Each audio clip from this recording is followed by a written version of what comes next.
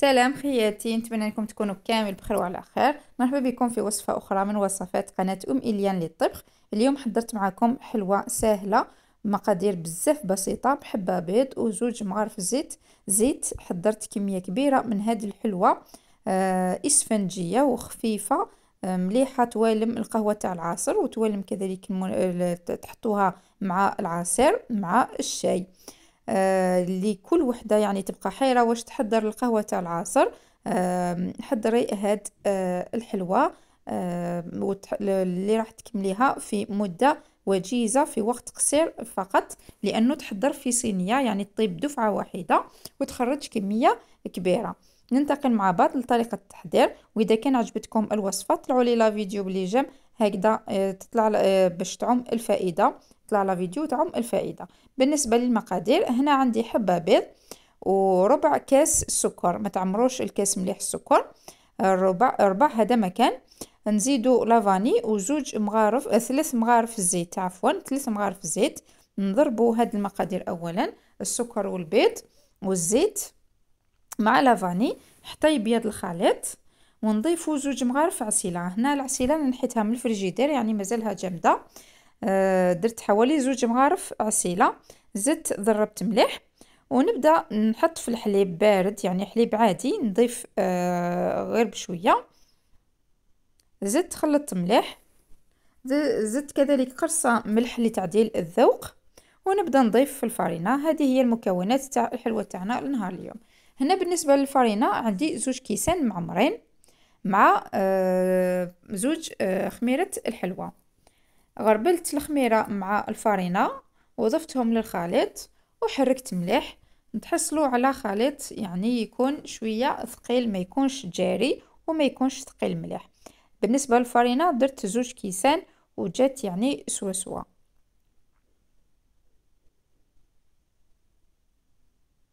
درت الكاس الاول وراني زدت الكاس الثاني. نخلط مليح. والفرن نشعلوا الفرن، اولا نشعلوا الفرن مسبقا باش باش يسخن مليح. هنا عندي الصينية اللي راح نفرغ فيها الخليط، اللي ترفد حوالي 30 على 25. نبسطو مليح الخليط تاعنا. شوفوا القوام تاع الخليط كيفاش جا. هنا نحاولوا نمشيو مليح الخليط تاعنا ونسويو السطح تاعو. انا لاستوس اللي درتها انه في شاك فوا نغمس المغرفه السباتول تاعي في الماء ونمشيه. نحطوها في الفرن تسخن ونحضر الشوكولا، يعني صلصه الشوكولا. هنا عندي كاس ونص حليب، زدت عليه زوج مغارف سكر مع 3 مغارف كاكاو بني. هنا عندي نسكافي يعني اختياري، تقدروا تستغنوا عليه، ولا فاني تقدروا تستغنوا، الا كان درتو نسكافي استغنوا على لافاني. هنا عندي كذلك يعني مرصوص صغير من شوكولا نوار ولا مارو كيما حبيتو. وهنا كذلك ضفت زوج مغارف زيت. نخلط مليح هاد المكونات، يعني كاس ونص حليب، زوج مغارف سكر، 3 مغارف كاكاو، قطعة شوكولا ونسكافي ولافاني اذا كان حبيتو. نحطوها يعني على النار حتى يعني تعقد شويه، نخلوها تغلي شويه في النار، ونحطوها في بول باش يعني تبرد، عفوا يعني نفرغوها في بول تبرد. نحطوها على جهه في تكون يعني الحلوه تاعي طابت. نحي الصينيه تاعي من الفرن، نتاكدوا من انها طابت. نحي لي كوتي الحواش، تقدروا تخلوهم يعني ماشي ضروري تنحوا الحواش. نقسموا هكذا مكعبات، يعني السمك كيما حبيتو تصغروهم، حبيتو تكبروهم. انا هنا خرجوا لي 9 حبات، يعني 9 مربعات. نحو المربعات من الصينية كما راكم تلاحظوا، ونبدا نقسم كل مربعة نقسمها على 2 بهذه الطريقة باش نتحصلوا على مثلثات. بالنسبة يعني الكيكة تاعنا يعني مازالها سخونة، انا راني نقسم فيها وهي سخونة عادي. تقدروا تخلوها تبرد، تقدروا يعني تقسموها مباشرة، باسكو الكيكة والجينواز تاعنا جات يعني هايلة، ما تتفتتش وما جاتش يعني يابسه. القوام تاعها صدقوني هايل، اسفنجيه وطريه. نقسم كامل الحبات كيما راكم تلاحظوا، يعني كل حبه قسمتها على 2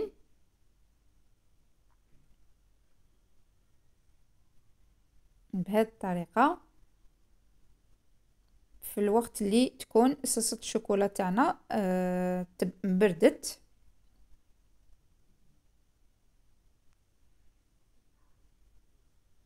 عندي نواة كوكو، نواة كوكو نوعيه مليحه، ونبدا نغمس في كل حبه نغمسها بهذه الطريقه في الشوكولا، ونزيد عليها ونغمسها في نواة كوكو بهذه الطريقه. حاولوا ما توسخوش الحبه تاعكم، يعني حطوا حطوها كوتي، حطوا طرشون ولا اي بابي، شاك فوا مسحوا يديكم، غير تتوسخ يدكم مسحوا يدكم وكملوا الخدمه كيما راني ندير انا.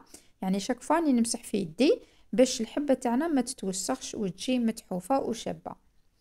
هنا بالنسبه لنواة كوكو، كاين يعني اللي ما يحبوش نواة كوكو تقدروا تستبدلوه بالكاوكاو مرحي، كذلك تجي بنه تاعو هايله. وكاين اللي يحبوا عشاق نواة كوكو، يعني هاد الحلوى تجيهم هايله وتعجبهم بزاف. راح نكملوا كامل التزيين تاع الحلوى تاعنا بهذه الطريقه. نغمسو في الشوكولا وفي نواة كوكو. حاولوا يعني كي تحطوها في الشوكولا ما تدخلوش الحبه تاعكم مليح داخل. حاولوا انكم يعني غير يتشكل معكم ذلك الخط، ذاك الخط يكون يعني خط مستقيم. نحوها يعني نتوما يعني تجيريو في الحلوى تاعكم، نتوما تتحكموا فيها عفوا. هنا بعد ما كملت بالنسبه للحلوى، بالنسبه لصوص الشوكولا جاتني سوا. هذا هو الشكل النهائي للحلوى تاعنا لنهار اليوم. يعني الكميه اللي خرجت لي كميه ما شاء الله، والحلوى صدقوني جات طريه طريه اسفنجيه ما شاء الله. بطبيعه الحال راح نقسم وحده قدامكم يعني باش تتاكدوا من مدى مصداقيه الوصفه. ها هو الشكل النهائي، وشوفوا الشكل كيفاش جات من الداخل. شوفوا كيفاش جات يعني اسفنجيه ويعني تنفخت يعني ما شاء الله، ما جاتش معجنه. الصوره تعبر لكم يعني عن نفسها. نتمنى انه هذا الفيديو هذه الوصفه تعجبكم، والى اللقاء الى وصفه اخرى ان شاء الله. وطلعوا لي لا فيديو بليجان فضلا وليس امرا، ودمتم في رعايه الله وحفظه.